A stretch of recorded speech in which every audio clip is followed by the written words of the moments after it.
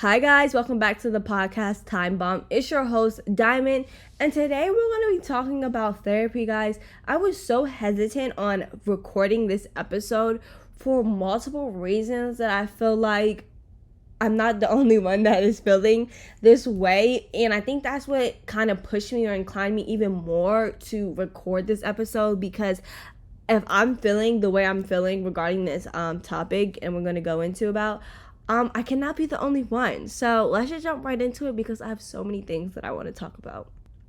Okay, so I have been so hesitant to film this topic and talk about this topic. And I feel like me being hesitant to talk about therapy pushed me even more to sit down and actually record today's episode, because it's a billion people in this world. So if I'm feeling how I feel about therapy, I cannot be the only one. I cannot be the only one that has these type of thoughts. Not only that, but I also told myself that one of the goals for this podcast was to build a community. And how do you build a community? How do you build a connection? Is being authentic, is being genuine, is being vulnerable, is being raw. And I feel like I have to do that to build a connection, not only for my growth, not only for my personal healing, but for those who are listening. And it's so crazy to think about, but it's so true. It's like when you hear someone else is going through something similar or has been through, it kind of it resonates with you. It's like, oh, okay, so I'm not the only one. It kind of solidifies, at least in my mind, in my opinion, that okay, I'm not crazy. I'm not the only one feeling this way. It's normal. It's fine. Like I shouldn't be as freaked out and concerned as I am or as I was. So that's pretty much why I was like so hesitant and why I wanted to film today's episode. But let's just dive into it, because therapy is something that at least I've heard so much since my mom has passed. I feel like I should say this prior before jumping into this, but I had been to therapy when I was a little bit younger, and then I had stopped as like high school came around and things along those lines because I got busy. I felt like I didn't need therapy, whatever. And then my mom passed and everybody pushed therapy down my back or down my throat. Everyone's like, oh my God, like go to therapy. You need therapy. Have you been to a therapist? Have you seek professional help? And it's just like, no, and no.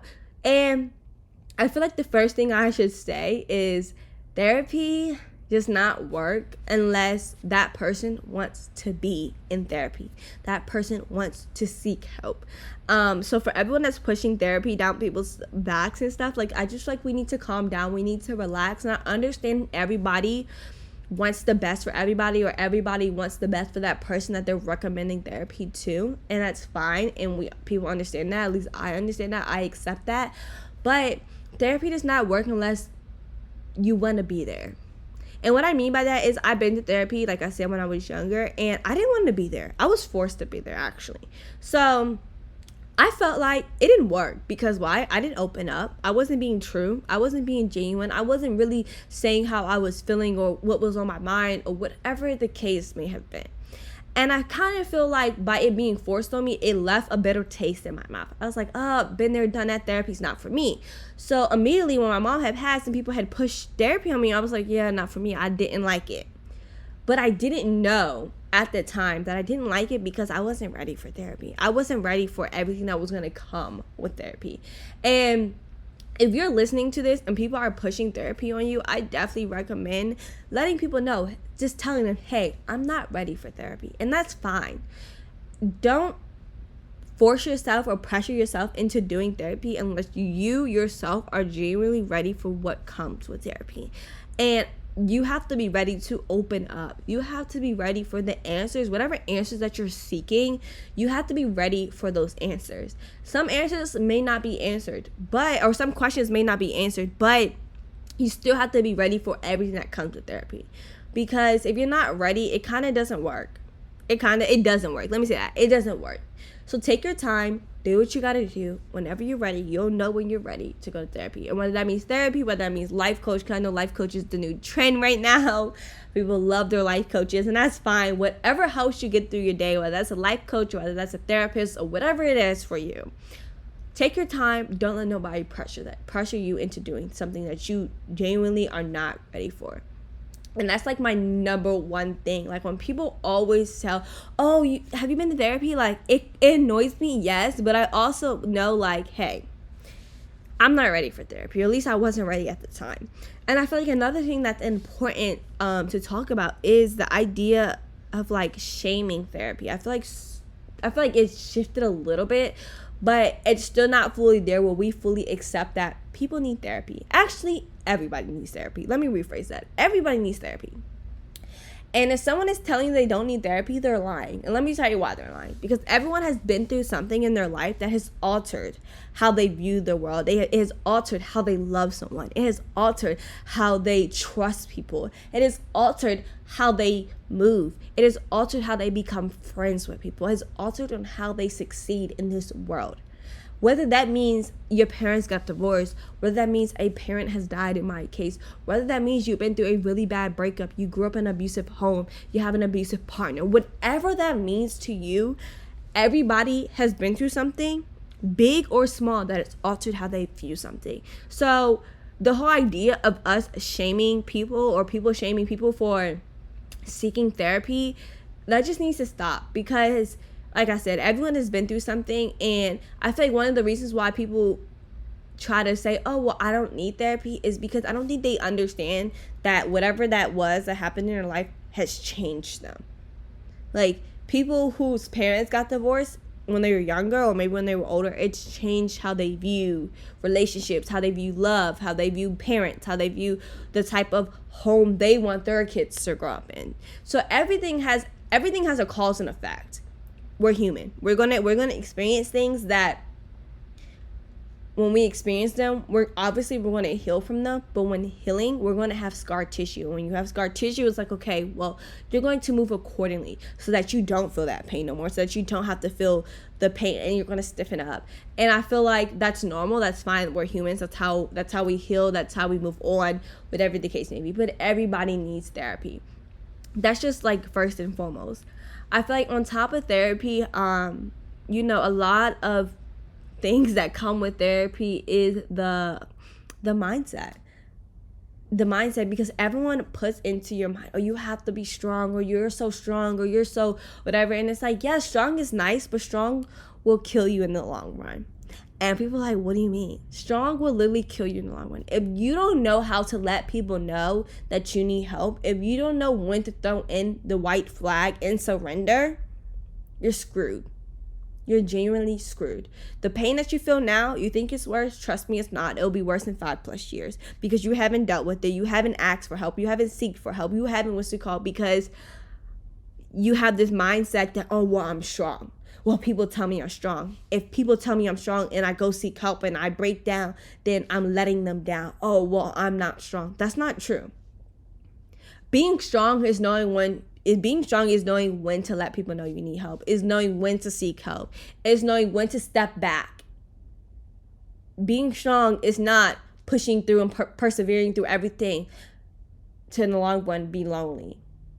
In the long run be sad. In the long run be angry and bitter at this world. Like that's not what being strong is. That will literally kill you and eat away at you through time. And like, I understand, like, that's another thing too. And that's what I was told. I was told, oh my God, you're so strong. You're the strongest person I know. Oh my God. And it's like, yeah, that's cool and all, but you don't have to be strong every day. You can break down. You can cry. You can scream to the top of your lungs. You can punch your pillow. You can seek help. You can take a step back from this world. You can take a break. I take breaks all the time. I know people are like, bro, what is wrong with her? But I sometimes just need the break because I am not strong enough, or I am not in the place I can deal with all this chaos and all this nonsense in this world. Like, sometimes it's just very overwhelming, and that's fine. But I've got to the point where I can admit I can't take on everything. I've tried taking on everything, and it put me in the hospital. I'm not exaggerating. I am not like making up or giving you guys a scenario or like whatever metaphor. I am genuinely telling you guys that it put me in a hospital. Being strong put me in a hospital because my body started breaking down. My body could not handle it. My body was like, we need a break. Because when you're being strong and you're not taking a break, your body is going into overtime, and it's going 1,000 miles a second, and it can't keep up. That's not what your body is meant to do, especially when you're going through such different emotions, whether you're grieving, whether you're angry, whether you're bitter, whether you're sad, whatever you're feeling, that's fine, that's normal. But to not take a break when you're feeling those emotions, your body can't handle it. Eventually it's going to give out. And the number one thing that I feel like we all need to be doing in this world is prioritizing our bodies and our mind. Like, that's one of the most important things, because without either, we're nothing. Without either, we're dead. And that's so crazy to think about, but it's the truth. And it's genuinely the truth. And even with me seeking therapy, I was so hesitant. I was at the point where I would know I wanted to go to therapy, but I was ashamed. I would talk myself out of it and calm myself back down and tell me, yeah, you don't need therapy. You good. You figured it out. You calm down. You're not panicking no more. You're not having a breakdown no more. You're not sad no more. You're good.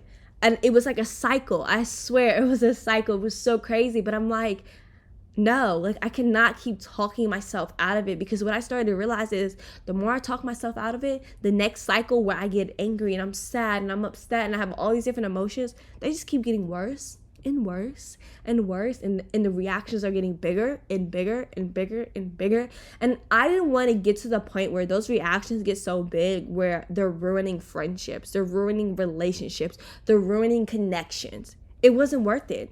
It wasn't worth it to me. I've already lost my mom, which is the worst pain, the greatest pain I will ever feel in my life. Hands down.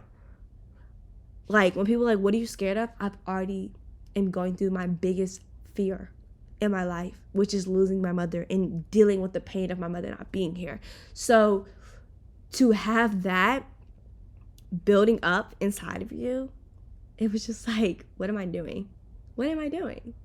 And it got to the point where I'm like, I mentally cannot afford to lose another connection, relationship, friendship, whatever it is, because I have so many emotions inside me, whether that's anger, whether that's sadness, whether that's bitterness, whether that's questions. It was like, I needed help, and I didn't need help from my family or friends. I needed unbiased help, because love my family to death, love my friends to death, love y'all, like all y'all, my supporters, love it, respect it. But to have unbiased opinions, unbiased answers, unbiased, like a new fresh of eyes look at the situation, it helped clarify to me. Now, don't get me wrong, I'm like still new to this. I'm only like 3 appointments in. But in these 3 appointments or 4 appointments, whatever, I'm not like 20 appointments in, y'all. Like, I can count on like one hand how many appointments I'm in. But in those a couple appointments that I've had so far, I've been able to learn that, okay, I'm not crazy. I'm not wrong for feeling how I feel. I'm not I have every right to feel, think, say however I feel. And I shouldn't feel guilty for having these feelings. I shouldn't be upset or mad at myself for having these feelings. It's fine. I'm human. It's normal. But to have someone, who's professional, has a degree, tell you, it's like, okay, it's a sense of clarity. It's a sense of like, okay, I can relax, I can breathe, I can exhale, like, I'm good. Okay. Now, I'm not saying all my problems were solved within these first like 3-4 appointments. No, not at all. I definitely still have a lot of growing to do. But to take the first steps into my healing so that I'm not like destroying my relationships and friendships and things like that was important to me, because I felt like I needed that. I needed to know that, okay, I'm seeking the help that I need right now in my current phase in my life, in this current moment in my life, so that I don't destroy more people. I don't want to have a path of just like destruction and everything I destroyed and all the relationships and all the connections I destroyed. Like, that wasn't what I wanted in my future. And I felt like I was going to start going down that path, and people have like been like, no, like, you're fine. But at the end of the day, like, people get fed up. After a while, people get fed up. They don't want to keep dealing with the nonsense. They don't want to keep dealing with the same nonsense on top of that. So it's like I felt clarity going to go seek help and going to a therapist. And I said this in my last episode, like, I am not one to self-diagnose myself. I do not self-diagnose anybody. Why? Because I am not a therapist. I am not a doctor. I'm not anything. I don't have no degree, actually, because I'm still in school, first of all. But even when I do graduate, I will have no medical degree. I don't have no degree that gives me the right to diagnose anyone, let alone myself. And I'm not even going to put those thoughts in my head and tell myself I'm this, or that, when in reality, I may not be any of those things. Like that, and that's what's crazy to me. And it's crazy to me that, like, we do that as the world, we do that as society, and everyone's always going on their social medias and I'm depressed, I'm this, I'm that. Like, I don't do that because, one, I don't like that we put that into the air and we put that into the world. But then two, I don't like that we're telling ourselves that, because then we start to believe it. And if my therapist and my doctor didn't tell me I was depressed, then babe, I'm not depressed. I may be sad and I may have a lot of sad moments, but until that legal and that professional help tells me, yeah, you're depressed, then I'm not that. I'm not. And I feel like a lot of us tell ourselves that because it's a cop-out. We can't deal with the emotions. We can't deal with the thoughts. And it's like, oh, well, it's so easy just to say we're depressed because we're in the world right now where we're in this limbo. We just now started accepting mental health and mental issues. We just started accepting it, and we're barely doing that. So it's like, okay, well, everyone takes depression. Like, anybody tell you depressed, it's like, oh, you get the excuse. You get the slap on the wrist. But it's like, no, we need to learn how to deal with our emotions. And some of us, I'm not gonna lie, some of us may actually be depressed. But if we think that, we need to go seek help. We don't just need to be on social media saying, oh, we're depressed. But none of us go seek help. None of us go to the doctors. None of us go to therapy. None of us seek any type of professional help for us to say that. And that's just my opinion. I know many will probably disagree with that, but that's genuinely just my opinion. I don't think we should be saying that. And that's just that. So on to the next thing. So along with therapy, I feel like, I don't know, I know some people are like, well, I can't afford therapy. I don't have the resources. And I feel like one of the things that we need to do, if you are in a situation where you feel like you cannot afford therapy, and some people can't afford therapy because they don't, how do I say this? Some people can't afford therapy because once you can afford therapy, you have to admit to yourself that you need help, one. But I feel like another reason is a lot of people don't want other people to know. So in certain people's cases, they may think they need therapy if we're like under the age of 18 and we live in the house with a guardian, and they don't want to ask that guardian for help to pay for therapy or to go onto the insurance claim or whatever the case may be. But I feel like we need to start having these open conversations and letting people know how we're feeling. Not the whole world, obviously, but whoever you're in the house with, so that if you're in the house with your mom, your grandmother, your aunt, your uncle, whoever is your guardian, and you're under the age of 18 and you think you need therapy, you think you want to go to therapy, and you're like, oh, well, I can't go there because I can't afford it because, or my mom's still paying for my da-da-da, and I don't have the money because I don't have a job, and I'm only 15 and I'm in school and I make minimum wage, whatever the case may be. Ask for help. Like, tell your parents, tell your guardian, hey, I'm feeling this way, and I want to try getting help, and I want to try going to therapy. And you can have that conversation. I feel like, especially with the world we live in now with so many different things going on, I feel like people, one, will respect you for that, but two, really want to get you the help that you need. And then on top of that, if you're not in a situation where you're under the age of 18 and you don't have no money, if you're over the age of 18, there is so many free therapists out there. There are so many free services that the state offers you. I hear about it on so many different levels. I know so many different people that get therapy from the state, not because of they're a low income family. It's not any of that. It genuinely is just the circumstance and the condition that you're in. I know in DC, if you had a family member or someone who has been murdered, they have free therapists for those victims' families and things along those lines, or friends to experience. I know so many people do that, and it may be a long process, but it's definitely worth it from what I hear, and it's definitely helped. So it just comes down to Googling and seeing what your state offers, what your city offers, what your county offers. And once you do those resources, once you do that research and you see all the resources that you have at your disposal, it's crazy, because I didn't even know that. I didn't know they had all these resources. And I understand some people are like, oh, what, I haven't lost anyone through like gun violence, or I don't know anyone who's been murdered. Like, they have so many different ones. I'm just naming those two because that's what applies to me, and that is what applies to others that I know go through these services. But I do know others who haven't experienced any of those things either, but there are still different services offered through the state, through the city, through the county, that you can get those type of services and that type of help. On top of that, like, jobs. If you have a job, so many jobs have services that you can call therapists and different things. And even your school, like FIU has something. All colleges actually have something. High schools have something too. You just have to ask.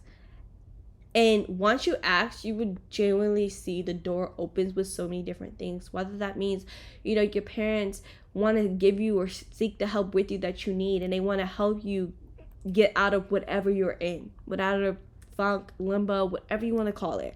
Whether that means your school, your job, or just, like I said, the state.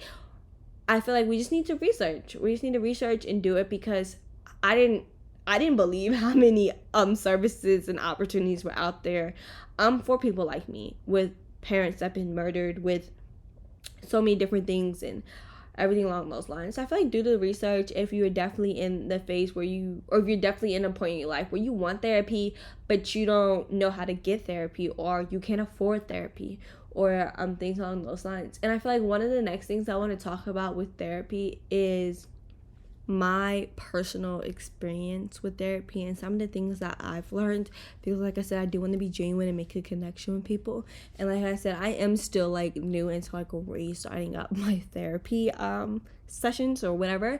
But I feel like one of the things that like so many people are afraid of is like, oh my god, what if I don't like my therapist? Like, I always, or like what I did when trying to like find a therapist again and reschedule and get back on like someone's books and all that type of things, is I always ask, okay, what is the policy if I don't like this therapist, first of all?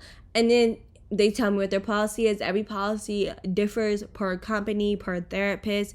But for the most part, a lot of them will allow you to change your therapist within the first like 48 hours or 72 hours, or even 30 days after you've been with that therapist. If you just feel like you're not connecting, you don't really like them, whatever the case may be, everybody has different things that they look for in therapy. I feel like the next thing, which was important for me, was I always like to do a little background about the therapist. I want to learn to see what's called, because I didn't know this. I didn't know this until signing up for my recent therapist, or my current therapist, should I say, is you can figure out what they specialize in. Like, yes, they all have degrees and they all are licensed to practice, but some focus on family therapy, some focus on couples, some focus on self-confidence, some focus on grieving, some people focus on like the LGBTQ community, some focus on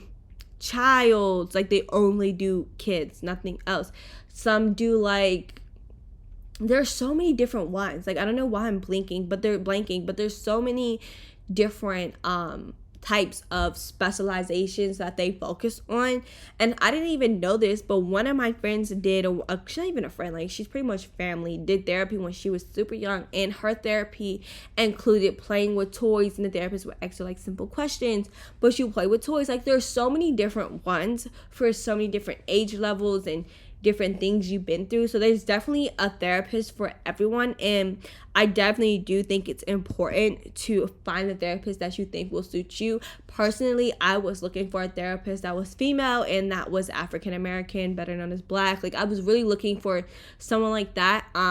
Nothing against any other races, but that's what I was looking for. I was also looking for someone who is fluent, efficient in English, especially being in Miami and everyone speaks Spanish. I was looking for someone that I could communicate with and understand, and not like be like, wait, what are they talking about? What are they saying? And I'm not trying to be rude, I'm not trying to be ignorant or anything along those lines, but there that's just something that I was looking for. I had certain criteria that I was looking for in a therapist. I had other things I was looking for in therapists too, but those were just like some of the main ones that I was looking for.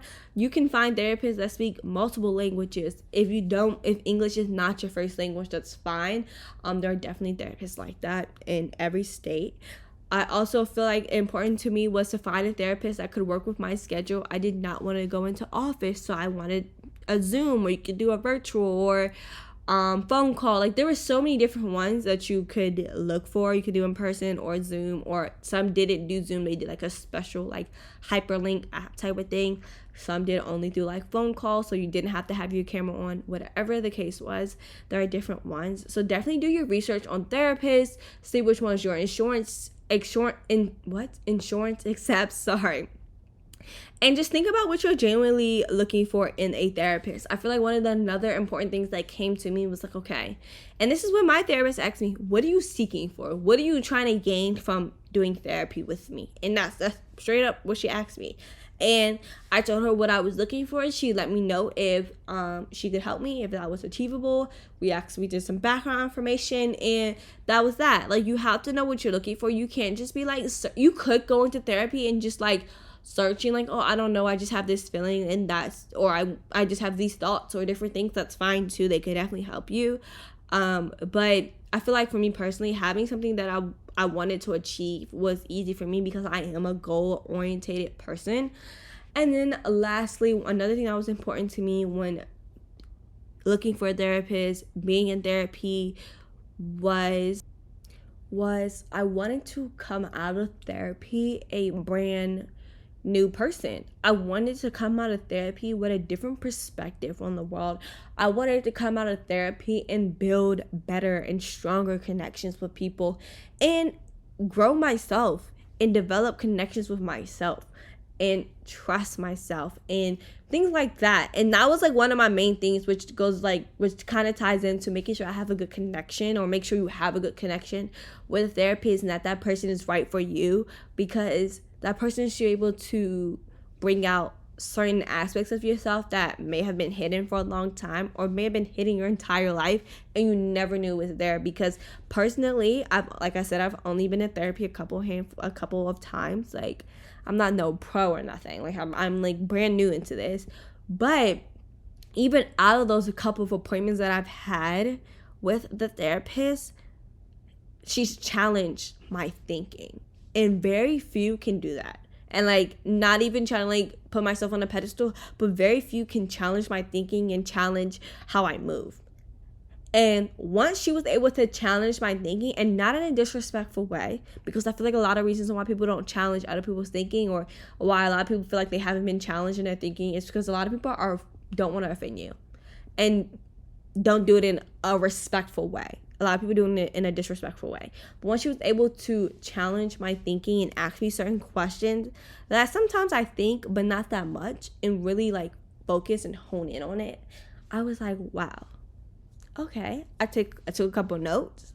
And even after like my last appointment with her, she had challenged my thinking. And then after that conversation with her had ended, I hung up the Zoom call, and I immediately went to go talk to people. And I was like, okay. I'm trying to think about stuff that she had told me in the appointment, and had asked me in the appointment. And then I asked them. And then I asked them certain questions, and I think about certain things that she has told me. And then I personally know I have a wall up. I know. But for it to act like, it's so subconscious, but then it's not subconscious because you know. But you don't really know how to like how to break that wall down, and how to let others come over the wall or go through the wall, essentially, because you open it up. So for me to know that, and for her to challenge like my wall being up in the appointment, I had conversations with people after the appointment, and I was just like, wow. Like, in hearing her and their opinions on certain things, and me not just be like, oh, okay, or me not shutting down, or me not getting defensive, I was like, wow, interesting. And even those people I had the conversation with was like, wow, like, I didn't even know some of this about you. Or, well, you don't really open up that much, and you're very like da-da-da. I was just like, wow, like, I had no idea. And that was crazy to me. That was honestly crazy to me, that that I've learned that. So I feel like having a connection with your therapist and you wanting to change and come out a brand new person was very, very important to me when seeking a therapist, when wanting to go to therapy, and everything along those lines. But I'm gonna wrap up the episode here for today. I hope you guys enjoyed. Remember, guys, therapy's not gonna work unless you want to go. Be the change. If you want to change, you can change. If you want to seek help, seek help. So I'm gonna just leave you guys with that. But if you guys want to give the podcast a follow on Time Bomb Podcast on Instagram, once again, you guys can follow the podcast on Instagram at Time Bomb Podcast. But thanks for listening, guys, and I'll see you guys next Sunday. Bye, guys.